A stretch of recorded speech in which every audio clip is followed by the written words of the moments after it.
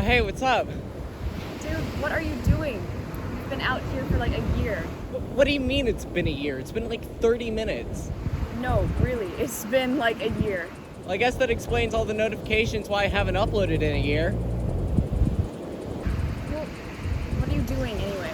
Oh, well, yeah, I mean, I'm just building a...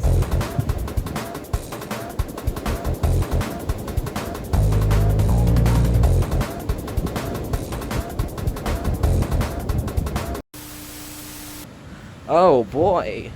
Look at where we are. We're at the beach, huh? This is a spicy meatball.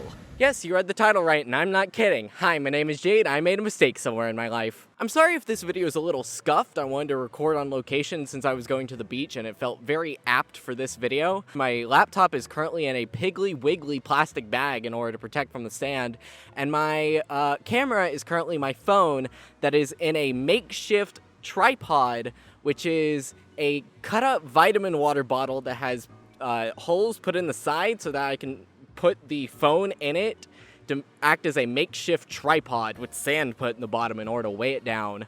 It's also really, really hot out here. I apologize if the lighting sucks. I'm just using the sun. So I don't even know how to give trigger warnings for this, but trigger warning for discussion of racism, mention of the accusation of rape, and the big one, borderline child porn. Do you see the mistake now? If that makes you uncomfortable to watch the video, you don't have to. You can keep watching, but just...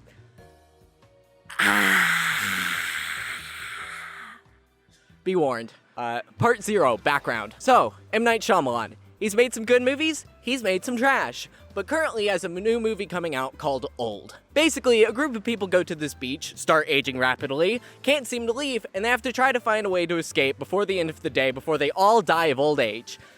Interesting premise, to be honest. I'm a sucker for weird, unexplained horror like this, and when I watched the trailer, I was immediately interested. I think the last time I watched a trailer and kept going back to it was Us, because they both had the movie basically outlined and the concept right there in the trailer, but my one neuron is going, but how the same person be there?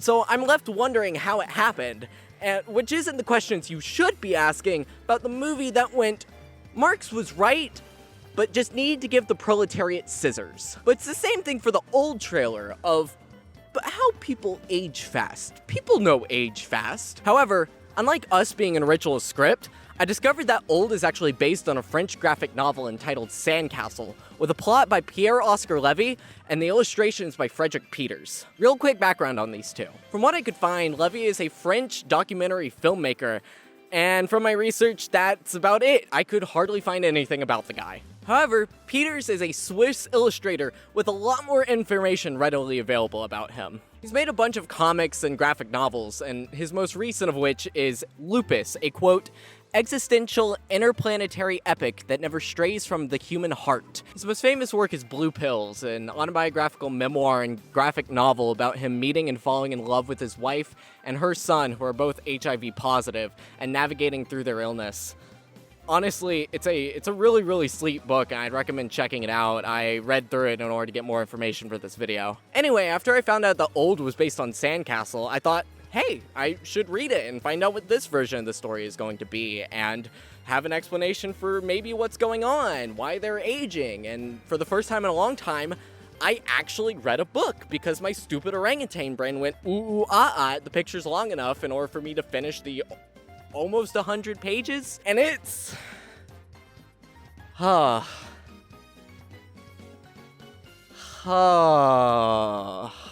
for the Sandcastle, but whatever, it's kind of shit. Lizard! Oh my god, there's a lizard! Oh, he's looking at me. Oh, hello. He's a little green baby. Look at him. I can't show you because I'd have to turn the camera, and that would mean screwing up my whole setup. But oh my god, he's a baby! Part 1, quick synopsis of the story. Before getting into anything, I just want to make sure that we're all on the same page here, so I'm going to give a quick plot summary of Sandcastle. Plot opens with scenic panels as it begins to slowly zoom in as a man crawls out from the rocks where he was sleeping. His name's Amasen. But you wouldn't know that because his name is only said twice in one panel about 2/3 of the way through the book, which I didn't catch until my 4th time through the book when I was specifically hunting for everyone's names. And most of the time, he's just called the Arab, which is a bit yikes. I'm really hot. I want to jump in the ocean right now. If I go jump, I'm gonna go jump in the ocean. Give me a second. I'm gonna zoom in on this. I'm gonna go jump in the ocean, gamers.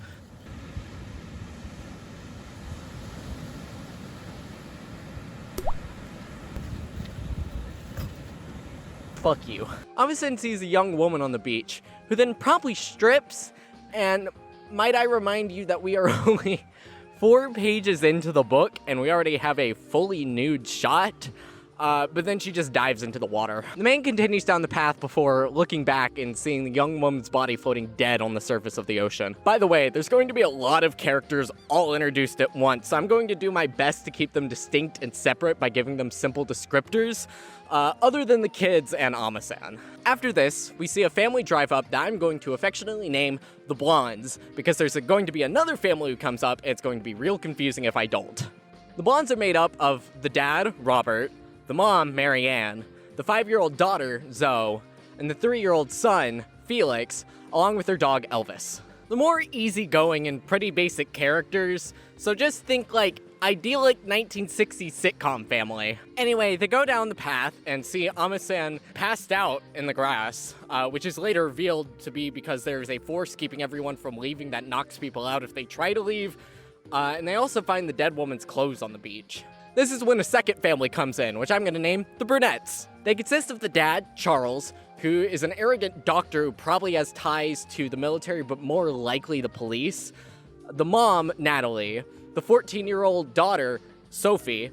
The 8 or 9-year-old son, Louis, who doesn't actually get an age, but I am estimating based on some facts later, along with their grandma, who doesn't have a name. They're the more dysfunctional family who seems to come to the beach every year. When the Brunettes get to the beach, Sophie immediately screws off to go listen to her music, be generally angsty, and give very suggestive eyes towards Ama-san, who's also in her hiding spot, which I think is subjective. I saw that, my partner Vic did not. But that's going to be one of the 2 times I mention anything weird with the kids until the end of the synopsis, and we'll come to play again. We discuss the really bad shit. Blom's mom noticed that Felix is bigger now, and the grandma and Louis also find the young woman's body. The brunette dad calls his cop friend to come check out the body and walks up the path to go wait on the lieutenant, while the blonde's mom is freaking out and asking him if it's normal for children to grow that fast. Hint, it is not. To make matters worse, Grandma is not doing too good after finding the body. Oh no, I hope that the only character who doesn't have a name doesn't die. This is where we get to the last 3 characters to round out the cast. We have Henry Lascaride, a science fiction author, and a young couple comprised of Florence, Henry's daughter, and Oliver, a nurse who looks like Stephen King. Also, Oliver's name literally only gets said 1 time throughout the course of the book, which I'm pointing out because I had to read the book a 5th time just to find his name because I missed it the first time. Ugh. But what's this? Grandma stopped breathing? 07's in chat, folks. R.I.P. Grandma. To protect the kids from seeing yet another dead body, the young couple leads Felix and Zoe over to the side and realize, oh, these kids are not the ages that they say they are. People are aging rapidly, and it really doesn't help when the phones stop working and people are unable to leave. The blonde dad, author, and Ama-san all run up the path to try to escape, but the brunette dad, being the dick that he is, attempts to stop them, but only successfully gets Ama-san, who he then promptly punches in the face. Ama-san tries to tell everyone what he's been saying all along, that there's a force keeping everyone here. People are justifiably freaking out. Zoe leads Ama-san another way that's different from the path to see if that actually works, and the young couple also try to go up the path to see if maybe it'll work for them. However, the couple find the blonde dad and the author laying there passed out in the path. Turns out that no one can leave, at least not via the path. The young couple, author, and the blonde dad all head back down the path to the beach, and the author begins to theorize about what's actually happening. This goes on for 2 pages, and don't worry, nothing is actually explained. Spoiler alert for spoiler alert, there is no explanation for how they're aging or why they can't leave. There's hints that there are people watching them and keeping them on the beach, but other than that, nothing. I'll get into my feelings about that later, but let's continue with the story, where the adults are realizing that they need to leave or they'll be dead by nightfall. It definitely doesn't help spirits when they realize, oh shit, Elvis, that good boy I brought up at the beginning, is dead of old age. Yeah, not even dogs can escape the aging curse. They bury the bodies of the woman, the grandma, and the poor Elvis. And this is where we get to another weird thing that happens with one of the grown-up kids, but I have to say it for plot reasons even though I really don't want to. So you know how in the trailer for Old, the girl gets pregnant randomly? Well, that's in the book. And Zoe gets pregnant, and we're gonna move on. Brunette Dad is back, and this time with Alzheimer's, and probably not a good depiction of it. He begins to say very random words, begin to get really aggressive with Amasan, attempts to beat him up, and then acts like a toddler and starts compulsively building a sandcastle. Zoe gives birth to a baby girl and begins to set up for nightfall, where they slowly start to accept their fate. Amasan gathers the kids together to tell them a story about a king who was so paranoid after being visited by death that he locks himself in a castle for 7 years, only for death to just show up and be like, "What up? I'm death. I don't use doors." Everyone goes to sleep, and the next morning, only the now grown-up baby wakes up, and everyone is dead. She begins to mourn the death of her mother, and slowly crawls over and begins to start building a small sandcastle as the book ends. Yeah, everyone's dead in the end. It's pretty brutal. Part 2, the good. We're gonna do the good, the bad, and the what the fuck. The first two are to give fair criticism to the book, and the last one being what actually made me make the video in the first place. I guess to start, the premise.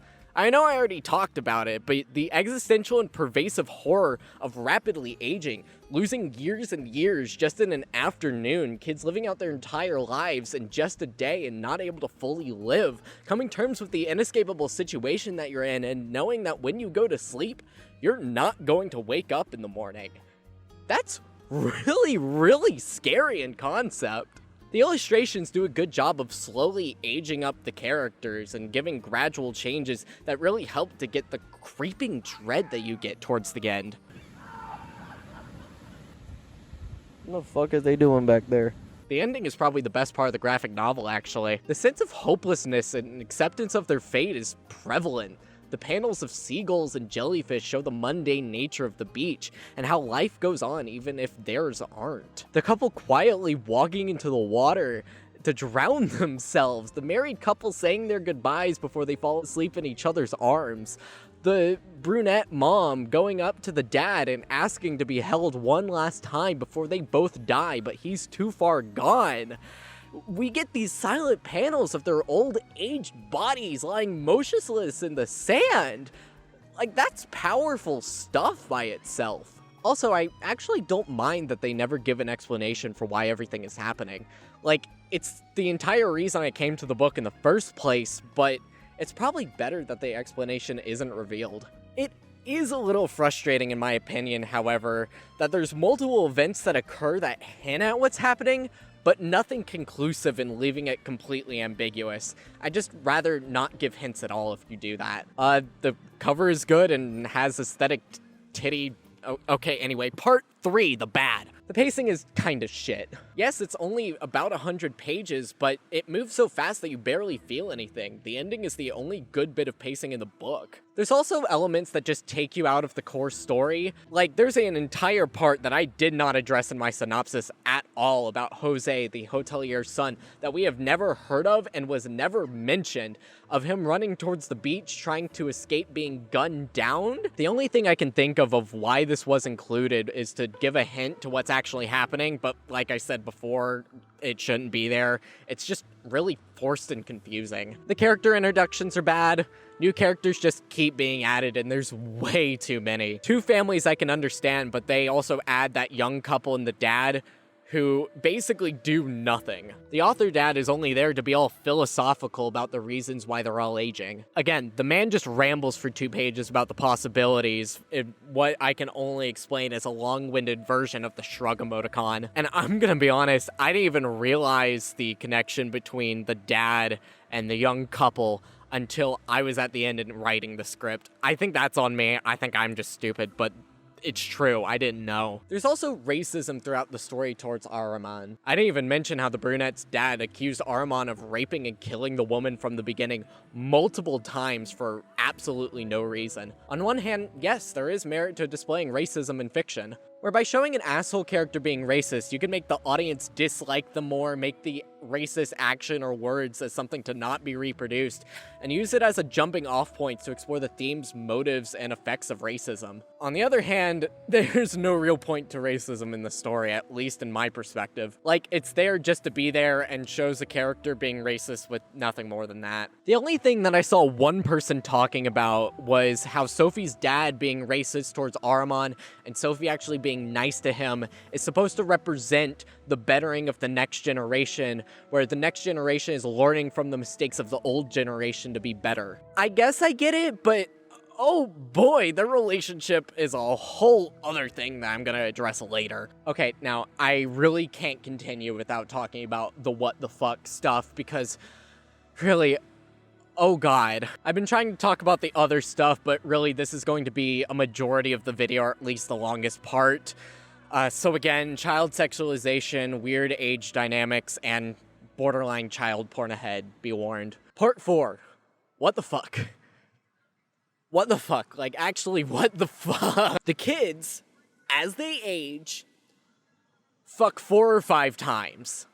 In this 100-page story, they have the time to either hint at, mention, or show the beginning and aftermath of the physically grown-up kids having sex. Notice how I didn't mention any of that in my summary. Because guess what? You don't need it. You don't. Now, if the kids aged mentally, I can see this not being too much of an issue. A little weird, sure, but not super creepy. And here's where we get to what might be a controversial statement for this book, but one I'm pretty confident with saying. I don't think the kids age up mentally when they do physically. That's what I felt when I was reading through this for the first time and just remember being super uncomfortable. And then when I was watching reviews on YouTube and articles that weren't looper listicles about stuff that you could glean from the plot summary of the back of the book, all of them were saying that they aged up mentally. So there I was, just sitting, wondering, am I wrong? Like, I don't want to be the kind of YouTuber that just spits out hot takes just to be spicy. So this script almost didn't get finished. But I reread the book a total of 6 times for this video. So I'm essentially an expert in a book that I really didn't want to be an expert in. And no, I don't think I'm wrong. Or at least it's not a wrong interpretation to have. Before I explain my reasoning, I just want to address a stupid argument just to nip it in the bud. Because I know at least one person is thinking, well, Jade, they have adult bodies and they're physically old enough to have the sexual intercourse. And this, if you have this argument, this is like a lolly, but like a reverse lolly. You know in anime where there's a kid character that's actually like 1,000 years old? This is the inverse of that. This is Tom Hanks and Big. And I don't want to fuck Tom Hanks and Big. No one should be fucking Tom Hanks and Big. Movie. Having him do the nasty. Ugh. Okay, now to explain. I'm really going to try to be as objective as I can here when explaining this, but I'm still probably going to cringe inwardly so hard that I become a paperweight. When I say that they don't age mentally, I mean that their mentality stays the same. Again, to give the counter argument first, yes, in the graphic novel, as the kids physically age, they seem to learn bigger words, get the ability for speech if they were a baby to begin with, seems like they kind of learn what sex is, but all learn what it means to be horny, which some people use as evidence for why they age up mentally as well. However, they continue acting like kids even when they're adults. The biggest offender is Felix. He's 3 when the story starts, and for the most part, he doesn't change his childlike mentality. He cries over his dog being buried and his dad tells him to grow up. When night falls, he cuddles with his dying parents in a fetal-like position. He questions if he'll see his parents when he dies and asks Amasan to tell him a story. In fact, all the kids want to be told a story before going to bed, and it doesn't make me any more comfortable Amasan continuing to call them kids. None of this makes me feel like they age mentally. In a story like this with questionable subject matter, it's better to just straight up confirm that they age mentally and not leave any room for ambiguity. But even if there's no confirmation, it'd be good to not have a line addressing the matter by questioning if they age mentally or not. Like, that would be a really stupid thing to do, right? Right? I don't want to sound mean, but there's always the possibility that Felix still has the mental age of a 3-year-old. Might I add that the next 2 panels are of the grown-up 5-year-old's water breaking because she's about to give birth to the baby that she had conceived because she had sex with the 8 to 9-year-old. Jesus fucking Christ, Sandcastle. Jesus Christ. Don't make me question if Felix and the kids in general don't age up mentally when literally 7 pages later, and I counted, Felix is asking Sophie to have sex with him, which they then go and do. Listen. I don't know if this is a bad translation. I was reading the English translation and the graphic novel was originally in French. I don't know if Pierre Oscar Levy intended for the kids to age up mentally, but it just got botched in the execution. What I do know, however, is that the interpretation that the kids don't age up mentally isn't completely off base. You can have the interpretation that the kids age up mentally because, like I said previously, there is some evidence to back up that case, and I'd really like to believe it. However, it's just not enough for me. Like, I don't want fans of the book or people who have that interpretation to think that I'm mischaracterizing anything at all. I understand that they were going for a statement on lost childhood, the thrills and horrors of growing up, grappling with your changing body and your changing feelings towards others and trying to live in the moment before you die. But it's just done in such an ambiguous way that I can't get behind any of it, and all of it just needed to be left on the cutting room floor. Again, this video almost wasn't done until I was confident that I had enough textual proof to back up what I was feeling, and the fact that no one else has had my belief publicly or has talked about it before honestly baffles me. There's also just the blatantly bad things, like the relationship between Sophie and Amasan. If she doesn't age up, that means that it's a 14-year-old coming onto and trying to have sex with a 30-year-old, and he, the adult in the situation, needed to cut that shit out. But no, they have sex, and we get weird cuddle time at nightfall, which is just uncomfy and bad. Oh yeah, there's also the first time any of the kids have sex, which is Zoe and Lewis. I am 99% sure that they are still underage in text when they do it, which is really gross, and what's grosser is that it's a graphic novel. They never depict the sex itself in any of the cases of anyone having sex, but there is constant graphic nudity throughout the book. I swear, at least half the pages have at least one or more instances of exposed genitalia.